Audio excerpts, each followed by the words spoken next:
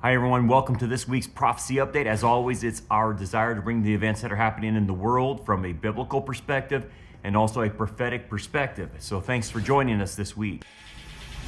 What we want to talk about this week is what's been going on between the United States, Israel, and Saudi Arabia, and then you can throw in there Egypt as well. But really, the Biden administration has been working with Israel and Saudi Arabia, trying to broker some type of deal to normalize relationships between Israel and Saudi Arabia. And they've been doing it for some time. And currently, they've been working on it and getting together and trying to form diplomatic relationships. And the Biden administration really is pushing this pretty hard. They want to do this before the next election campaign year of 2024. And so they're really pushing hard to get this type of deal set in motion. Now, for us in the prophecy world, this brings attention to us because of the players that are involved. Obviously, Israel, the main player in the end times, obviously. And then when you look at the United States and you look at Saudi Arabia, those two individuals, or two individual countries, are players in the Gog of Magog invasion, not in the invasion part, which we know is a Russian-led coalition with Iran and Turkey and whatnot, but the bystanders who do nothing but protest against the invasion of Israel, but do not come to the aid of Israel. This alignment seems to be forming and has been forming for some time. And that is the young lions of Tarshish, which we'll talk about. And then obviously Sheba and Dedan, which is modern day Saudi Arabia. And so when you see this coalition trying to form, where the United States and Saudi Arabia and Israel are involved, it causes us in the prophetic world to see the red flag and say, oh, wait a second, let's pay attention to this, because this is projecting out into the future where this alliance happens. And these people, Saudi Arabia and the United States, these two nations, do nothing in trying to stop the invasion of Gog of Magog. So we want to talk about that. And we want to get into the weeds a little bit about what this alliance is about, what they're trying to accomplish, and we'll take it from there. So let's start out with what does this alignment, what does Israel want out of this? What does Saudi Arabia want out of this? What does the United States want out of it? And anyway, if you want more details on this, I don't want to go through all the details. It's laborious, but the Wall Street Journal had a good article about this, and you can check that article out. Caroline Glick had a good article about this, and you can find it here and there on the internet. Anyway, here's what's involved. According to the Wall Street Journal article, there are two islands, strategic islands, the Tyran and the Sanafir. These are islands in the Red Sea, the Egyptian government used to have control of it, but they're giving it to Saudi Arabia, or they already have, and given Saudi Arabia control of that, and that's a very strategic aspect going into the Red Sea, coming from the Red Sea into the Straits there, and you can see that on the map that I have in front of you, how important and strategic that would be. It gives access to Aqaba in Jordan and Eilat in Israel, so both countries are definitely involved critically in that. And really what's happened is Israel would then have to trust Saudi Arabia to make sure that this shipping lane stays open and does everything to make sure it doesn't get blocked, okay? And so this would be a lot of Israel putting its faith in Saudi Arabia, and that shifting from Egypt to Saudi Arabia. And again, there's a lot at stake here. If I were Israel, I wouldn't trust Saudi Arabia with a 10-foot pole. And if I was in the United States diplomatic department, foreign relations, or whatever, dealing with Saudi Arabia in the State Department, or whatever, I wouldn't trust Saudi Arabia as far as I can throw them. Again, This is the problem of doing deals with Saudi Arabia.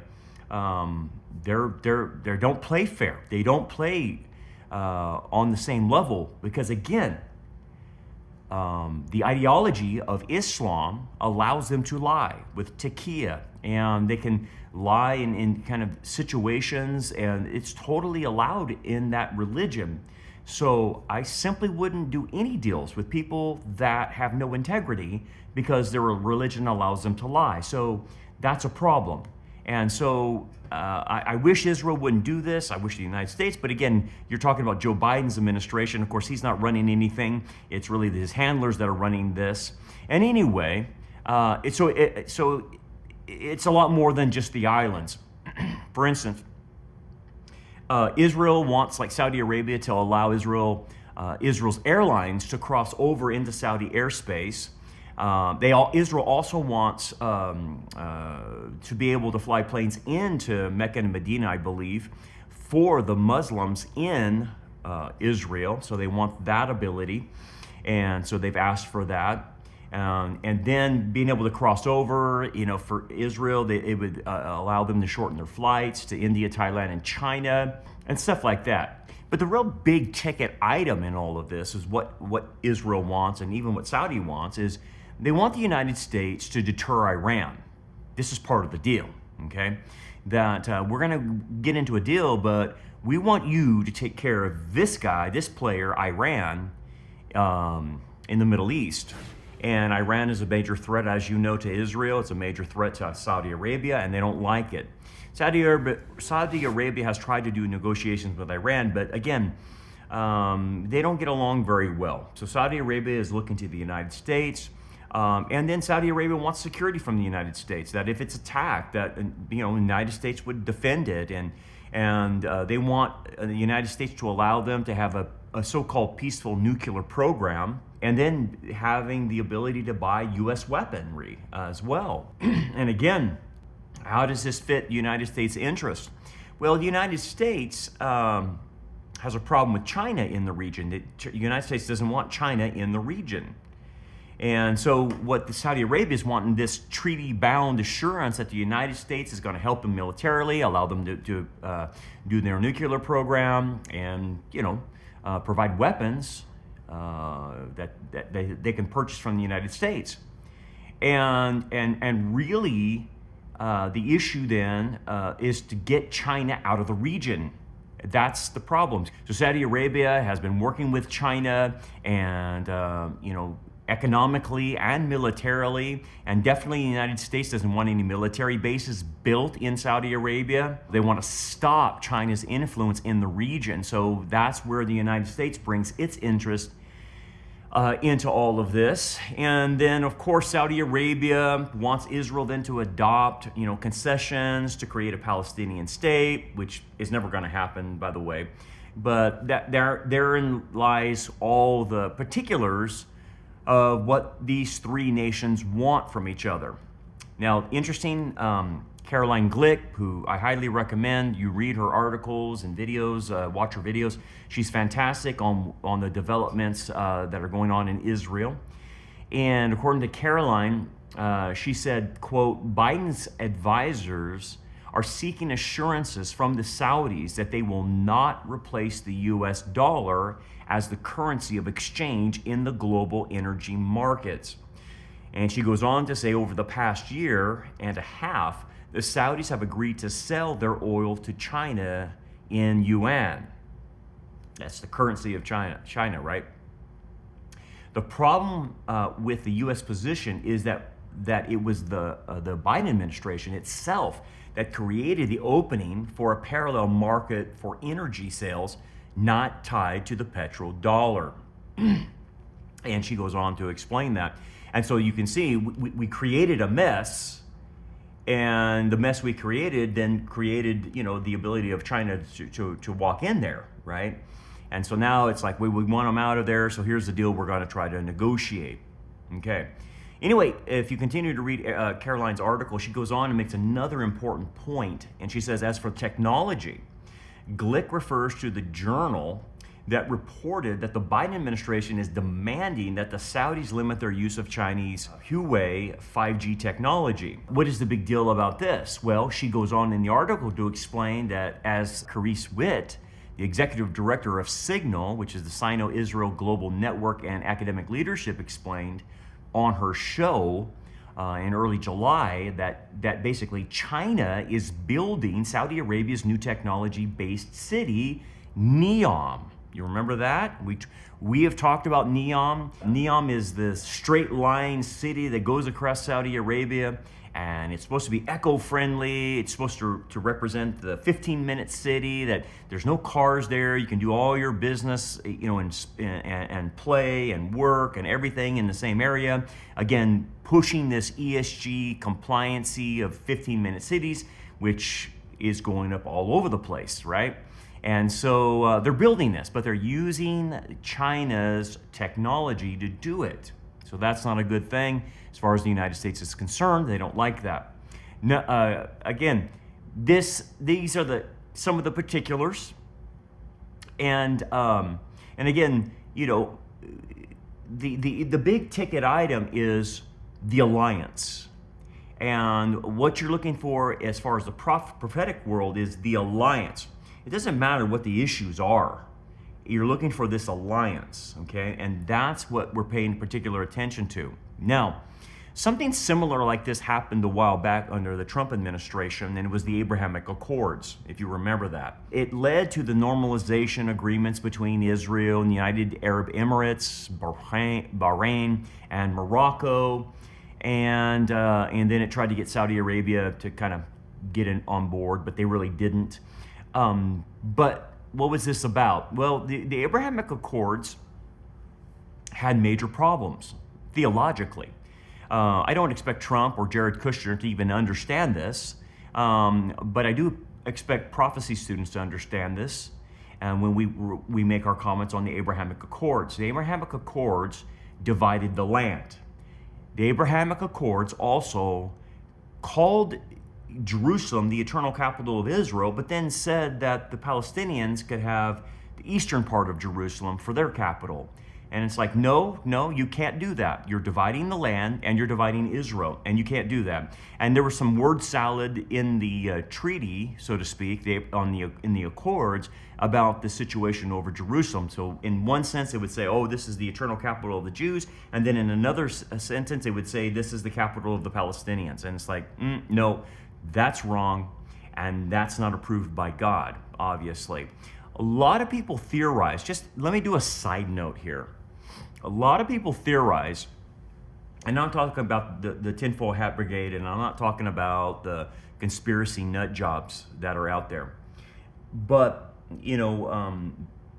we all know that the Abrahamic covenant is still in effect, right? And the concept is, I will bless those who bless you, and I will curse those who curse you. That's God's foreign policy in how you handle Israel, okay? And we see that at work not only in the Bible, but today. Bill Koenig, I would recommend his book, Eye to Eye, will document every time the United States does something bad to Israel, then the Abrahamic cursing applies and something bad will happen in the United States. And so I believe it's still in effect, and obviously you do too, that you have to bless the Jews, not curse them. So anyway, I believe that the Abrahamic Accords was cursing Israel because it divided their land and divided the capital, Jerusalem. That being the case, a lot of guys in the prophetic world said that perhaps that is why Trump went through what he did, because of him allowing Jared Kushner to push these Abrahamic Accords, which did nothing but divide the land. And if you divide the land, you're going to get hammered by the Abrahamic covenant. And again, it's conjecture. It's a good theory.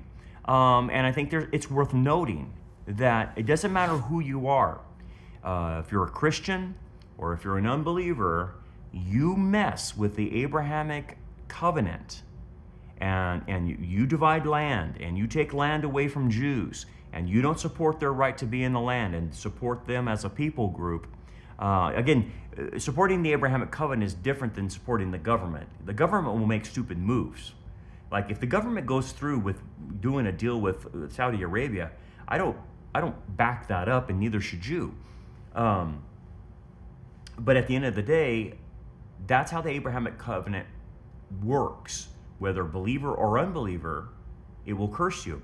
Now, cursing doesn't mean you're sent to hell. Cursing means that a penalty will come to you. And what you dished out will come back to you in some form or fashion, and typically in an ironic judgment. So you mess with Israel's economy, your economy is going to get messed up, right? That type of deal, okay? So anyway, we saw that happen, and it wasn't good. And typically, none of these agreements are good for Israel. I mean, Israel gets in there, and I understand Netanyahu, and I understand what they're trying to do. We just want peace, and we don't want to, we want to have allies, especially when we're dealing with Iran, and I get it. They want the United States to back them up. I just hope Bibi Netanyahu doesn't compromise with the Abrahamic covenant. I just hope he doesn't. We pray that he doesn't, and doesn't give up land. I hope, and see, part of this is Saudi Arabia wanting Israel to work towards creating a Palestinian state. That's you can't do that. You can't do that theologically. It's just not allowed. And again, I hope it never happens. But I hope Bibi, for Bibi's sake, that he doesn't do that. In dealing with Saudi Arabia, you have to understand you're not dealing with a nation that's level-headed, so to speak. I mean, you don't have to go any further than what they did to Khashoggi. And that whole Khashoggi episode, and obviously it was blamed on MBS, the Crown Prince Mohammed bin Salman, which we'll call MBS for shortness sake. They sliced and diced Khashoggi, right? Because he went against the regime. These people in Saudi Arabia are different. You don't do deals with these types of individuals. And right now you can see like kind of what Saudi Arabia is doing by sports washing, some of their human rights violations, obviously, and trying to get Live Golf on their side. And now they got the PGA involved. And so you have that whole sports washing thing. And then MBS is greenwashing Saudi Arabia, so the whole world is going ESG. And so now, Saudi Arabia is trying to say we're green too, and we're energy efficient, and we're going to go green with NEOM and the 15-minute city and all that, because they realize what's going on here. They realize what the globalists are doing, so they're greenwashing as well to be a player in the future world. Anyway, MBS has already told aides, okay, that he isn't ready to establish full diplomatic relations with Israel because of Netanyahu and the conservative element in the government, and that he knows that they won't accept the creation of a Palestinian state. So I don't know how far this goes, because he's already not fully behind everything, knowing that situation. And so according to Netanyahu, this concept of getting a Palestinian state, he said it's not a high priority in their negotiations. And Bloomberg reported this. This is what the Wall Street Journal reported. Bloomberg said that Bibi specifically said this, quote, it's a lot less than you think, end of quote. Quote, it's a sort of a checkbox. You have to check it to say that you're doing it, end of quote. So it tells you it's just not a high priority in the negotiation. So that's a good thing. That would be a good thing. Israel in this deal is also concerned about the Saudi Arabian nuclear program in the region, okay? Everybody knows Israel has nukes. They do. They're the only ones in the region, and they should. They should have nukes. They don't say they do, but we know they do, okay? But it's not good to have their neighbors like Saudi Arabia, or especially like Iran, having nuclear weapons, because you just can't trust these governments. You can't trust the Saudis. You can't trust the Iranians. And of course, our Saudi Arabia is saying this is for enriched uranium, for research purposes, yada, yada, yada. And I wouldn't believe them. I just wouldn't believe them. I think they want to have nuclear weapons. I think that's what they want. And of course, Netanyahu's under the gun, and you got to pray for that guy, because, okay, so do we allow Saudi Arabia to have nuclear weapons if it offsets and curtails and stops Iran's nuclear program? Do we do this deal? Because America says we got to let that happen in Saudi Arabia, because then I can get America backing me to stop Iran's nuclear program. So Bibi's in a very, very difficult position politically. He's got a threat. Israel has a threat, Iran. And he realizes the United States can back them off, but then he's got to support Saudi Arabia. So he's in a pickle. It's not a good thing. It's just not. I wouldn't want to be in that kind of position, because it's so difficult. And we just pray for him, pray that he makes the right decisions about all of this. But let's get down to prophecy. Let's talk to prophecy, okay? So we know that the Gog of Magog invasion is a pre-tribulational event. I do not believe it happens during the tribulation because of the 7-year cleanup that needs to happen. So even if it happened at the beginning of the tribulation, you still have a 7-year cleanup. So guys like myself, Arnold Fruchtenbaum and others believe that the Gog of Magog invasion is a pre-tribulational event. It happens before the tribulation. Is it possible we could see that event? Yes, it's very possible, and it's possible we couldn't. It just depends on the timing of the rapture. If the rapture is closer to the tribulation, it's very possible you and I could see the Gog of Magog invasion. Or if we're raptured tonight, we wouldn't see it. But it still is a pre-tribulational invasion. Okay, because of the 7-year cleanup. So what should we expect? If it's a pre-tribulational event, we should see the players starting aligning. Now, we've seen the enemies of Israel already aligning. We've seen Russia and Iran and Turkey and that alliance, and Sudan and all those, and Libya, all the players that are involved. It's again, a non-Arab invasion, non-bordering country invasion. Okay, it's different than Psalm 83, which is an all-Arab invasion of bordering countries around Israel. So it's different than Psalm 83. I believe Psalm 83 comes before Gog of Magog, based on the idea that they come for plunder in the Gog of Magog invasion. Okay, therefore, we already see that enemy alliance already, okay? And we're having our eyes watching Russia right now, who eventually leads the alliance, and watching what happens as America fights a proxy war with Russia using the Ukraine. That's actually what's going on.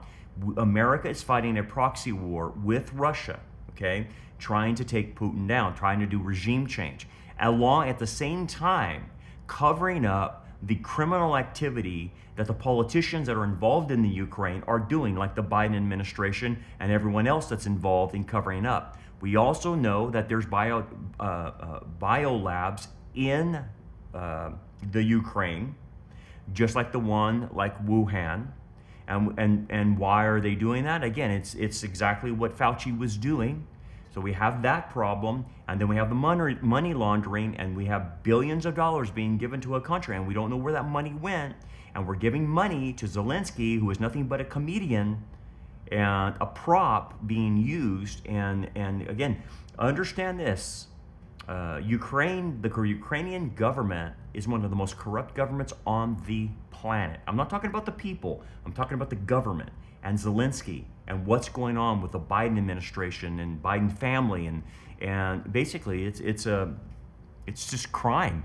It's international crime is what's going on in the Ukraine, but it's a proxy war with Russia. Okay. So that being the case, we're going to watch what happens to Russia, because eventually Russia is going to turn on Israel with an Iran, Turkey alliance and the other players involved. Okay, but there are protesters, okay? Protesters. And they're the ones that Ezekiel names that basically watch the invasion. They could have got involved and stopped it maybe, But they sit on their hands and do nothing and all simply protest verbally, but don't take any military action. Let's read the passage. Ezekiel 38, 10 through 13. Thus says the Lord God, on that day it shall come to pass that thoughts will arise in your mind, and you will make an evil plan. Talking about the evil alliance to invade Israel, right? And you will say, I will go up against the land of unwalled villages. The land of unwalled villages is how Israel's current state is today, okay? It's militarily, it has unwalled villages. It's military secure, and as it says, I will go to a peaceful people who dwell safely, all of them dwelling without walls and having neither bars nor gates. And the idea of dwelling safely is how Israel's state is today. They are dwelling safely. Now, what do you mean safely? Because you see, they're surrounded by terrorists, and we're hearing Hezbollah, we're hearing Hamas, Fatah, and all these proxy terrorist organizations for Iran and whatnot, attacking her constantly. What do you mean? Dwelling safety, the Hebrew word for it means militarily safe, okay? Militarily safe. It doesn't mean they're safe from attacks happening, and that's, it's saying they're militarily safe. That's a picture of Israel today, and it's a picture of unwalled villages, okay? That's what's going on, neither bars nor gates. And then it says in verse 12, to take plunder and to take booty, to stretch out your hand against the waste places that are again inhabited, right? Israel was a waste place, now it's inhabited. And against the people gathered from the nations, that's the Jewish people, gathered from all the nations, again, satisfying the prophets that predicted the return of Israel in unbelief to their land, as predicted out of the nations. And again, to take plunder and take booty, and that's where there's the impetus for the invasion. Okay, they want to take plunder, they want to take booty. Well, the concept is, what are they wanting to take? Well, they want to take Israel's plunder, they want to take Israel's booty. Well, where did Israel get their plunder, and where did they get their booty? You see what's going on here? That somehow Israel has won a war. That's how you get plunder, and that's how you get booty. Therefore, it implies that an invasion, that Israel has went to war at some point in time and has plunder and booty. Hence, this is the theory, again, theory, because we're not sure in all of this, the theory that Psalm 83 happens prior to this invasion, because Israel expands its borders into its neighboring Arab territories and takes plunder and booty. Therefore, the impetus to attack Israel for that plunder and booty is there for Russia and Iran. And what could that possibly be? Well, again, in Israel's expansion of Psalm 83, and if you look at the other prophets that talk about the results of Psalm 83 and what happens to the Arab countries surrounding Israel, Israel militarily throttles the surrounding countries nearby. And this is where the destruction of Damascus might come into play in Isaiah 17, possibly. Again, we're saying possibly. It's a theory because we're not sure, but we're trying to put things in order the best we can. And if you see the expansion into Syria, into Lebanon, into Jordan, into Saudi Arabia, okay, so it stretches down in Saudi Arabia. So now you would have Israel that has access to oil from Saudi Arabia. And this may well be why Saudi Arabia is put into a very weakened position. But if you add that oil from the plunder, for the plunder and the booty, and then you add in the gas reserves that Israel found, right off its coast. It's just endless amounts of gas, natural gas. That puts Russia in a very hard place economically. And Russia would just simply collapse if it couldn't sell its gas or oil on the market, because you now have Israel flooding the market, a free country flooding the market with gas and oil, and people would be drawn to Israel's gas and oil, right? And this is kind of, you can see this making of it in Ukraine, as the U.S. put sanctions on Russia and froze a lot of their ability to sell their oil and gas and whatnot.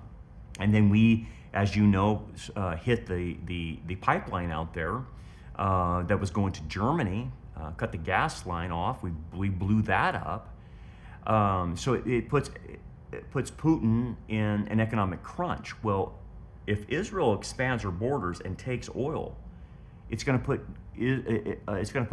Russia in a very precarious position economically. And if you read Ezekiel, it says hooks will pull her in. God's going to use hooks to pull her in. It's plural. So it's not just one item, one ticket item. It's a multiplicity of items that pull Russia and Iran and Turkey to invade Israel. But obviously, energy you could see being a big deal. And that's what we talk about, the booty. Okay, let's continue on. And it says, who have acquired livestock and goods, who dwell in the midst of the land. Again, this is all about Israel's return back into the land, as predicted. Okay, verse 13. Sheba Dedan. Okay, Sheba and Dedan is Saudi Arabia. Okay, that's the ancient word for Saudi Arabia. Okay, and then it says the merchants of Tarshish and all their young lions. Notice what it says, all their young lions will say to you, have you come to take plunder? Have you gathered your army to take booty, to carry away silver and gold, to take away livestock and goods, to take great plunder? Now, what is that? Well, it's Sheba and Dedan, Saudi Arabia, which we're talking about, but let's talk about the merchants of Tarshish and their young lions. The merchants of Tarshish, as you know, Jonah fled to Tarshish. We would say that's Spain or Western Europe, okay? So Tarshish could be from Spain all the way up to the British Isles, okay? So it's Western Europe is where the merchants of Tarshish were located. That being the case, if that's the location, which would include Spain, Portugal, France, Britain, Ireland, all that, Germany, all the western areas of Western Europe, then their young lions are the nations that were birthed from those countries, okay? Which would include the United States. And I think this is the passage that would, if we're in Scripture, the United States, this would be the passage that we're in, the young lions of Tarshish. We're the births that come from Western Europe. That's the United States, that's Canada, that's even Mexico, that's Central America, South America, Australia, New Zealand, those types of places, okay? Those would be considered the young lions of Tarshish. So, if that's us, and I believe it, I have a good hunch that it is, what do we do? Well, we join with Saudi Arabia and we say, have you come to take plunder? Have you gathered to take away booty? Why have you done this? Why did you take great plunder?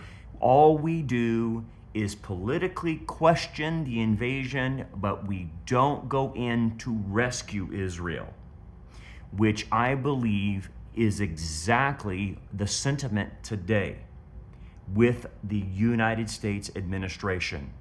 And it's not going to change. The United States does not like Israel. They just don't, okay? The Biden administration is carrying the legacy of the Obama administration, and they don't like Israel, okay? Biden might pretend he does, but he doesn't, and Bibi knows this, okay? And if you get any more left-wing politicians in the office of presidency, whether it's Gavin Newsom or whoever's coming down the line, they're not friends of Israel. They don't support that. The left in our country hate Israel, okay? So do the globalists, by the way. They don't like Israel. Most of the world doesn't like Israel, right? And we as evangelicals know this. Okay, so the sentiment is already brewing in the United States, and especially among politicians. And this sentiment will continue to carry on of not getting involved, not helping Israel, the only democracy, in the Middle East, and America will just simply protest but won't get involved. And in alignment with Sheba and Dedan, Saudi Arabia. And that's why when you see Saudi Arabia, MBS, the Biden administration, and Netanyahu doing deals like this or trying to create a pact, we're all going to work together, it sends red flags to all of us saying, aha, there is the alignment that is predicted in the future. I'm not saying right now it is, but it's projecting out into the future of saying, look, let's pay attention to this alignment and see things how they shake up, because it's possible we could see this. It is a pre-tribulational event. And if it's a pre-tribulational event, it's very possible that this could happen in our lifetime. Again, you got to keep both narratives. I'm not saying it will, because we could be raptured right now, gone, and we never see it. But the closer the rapture is to the tribulation, it's possible you could see a lot more of the setup of the beast system, right? I think it's very possible we could see the digital currency. Very possible a central bank digital currency will come in the next few years. We can see all kinds of crazy stuff, right? Because there has to be a setup. So this is what we're looking at. Okay, here's the interesting thing. Ezekiel made this prophecy 2,500 years ago. You and I now live in a time period where it's happening right in front of your very eyes in real time. You're watching the shaping of prophecy, lend itself to being fulfilled in the future, right in the immediate future. That's how close you are. That's how close I am. And we're seeing this. So in one sense, man, I'm excited in the fact that we're close. We're very close to seeing the Lord. Very, very close. So that's exciting in one sense. Okay, but then it brings responsibility. The responsibility is I got to tell people. Now, again, you don't have to go to somebody and say, hey, man, did you see all the particulars in the pact that Israel and Saudi Arabia want to do? You don't have to say that. All you have to say is, hey, look, Ezekiel predicted an alignment of protesting nations, an alignment of invading nations. And look at this. Look what Ezekiel said, and look what's happening on the ground. Boom, you use that as a springboard or an opportunity to wake people up to what's going on. That's how it works. That's how you use prophecy to do that. And that helps them explain the chaos that's going on in the world. And when you come to them and saying, look, I can explain the chaos. Here's this. This is why this is happening. That's why that's happening. This is why this is happening. And then you can put it all into a cohesive framework that says, yeah, this is what God predicted. Man, that's powerful. So my friends, use that to your advantage when you're talking with people, because here's the thing. We got to get people saved before it's too late, right? It's getting down. The countdown is on, right? It's like that. It's like whenever we played hide and go seek when we were little, and we'd have one guy sit by the tree and start counting down. 10, 9, 8, 7. He would beat the countdown. And then right before he said 1, ready or not, here I come. That's how it's going to be. And the countdown's ticking down. And Jesus is going to say, ready or not, here I come. And he's going to take the church. So anyway, that's what we got to look forward to. But we got a job to do until we're called home, right? All right, let's make people aware of this particular prophetic development that's happening right in front of us, okay? Hey guys, with that being said, a couple announcements before we go. Make sure you get our app. A lot of people have a hard time finding us on the different platforms. We're on YouTube, Rumble, and BitChute, but we get shadow banned a lot of times on YouTube. So get our app. Our app is the best thing you can do. Put it on your phone, your iPad, whatever, and you'll have up-to-date everything. Sermons, prophecy updates, whatever. Get the app. It's great. Go to our website to launch into the other platforms. If you want to go to Rumble, BitChute, and YouTube, great. But go from our website to those locations, because sometimes people will put our name in there and they can't find us. So again, we know some algorithms are working against us. So go to the website, get the app. Best thing, easiest thing to do. Second, make sure you're on our text alert system. Follow this link, give us your name, your phone number, basically your cell phone, so we can text alert you if we're going to be in an area, if we're having a prophecy conference, we need to warn you about something that's going on. We want to be able to text alert you. And third, pray for us. We're under spiritual attack, demonic attack constantly for telling the truth. And if the Lord puts it on your heart to help us financially, we would greatly appreciate that. Anyway, remember what the Lord said. When you see these things begin to happen, look up, lift up your heads, for your redemption draws near. God bless you. We'll see you next time.